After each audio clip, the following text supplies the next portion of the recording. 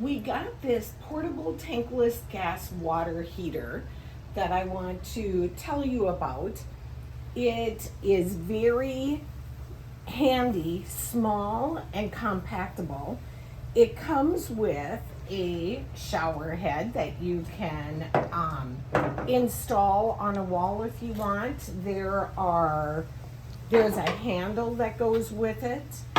We have the propane hose. We have the water hose. And as you see, it shows the gas and the water parts there. This is where the batteries go. So you're going to open this up by just turning that. And then it says the plus is on the bottom here.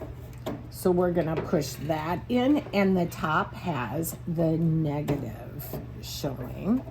And you just pop it in there, and you're gonna close it up the exact same way.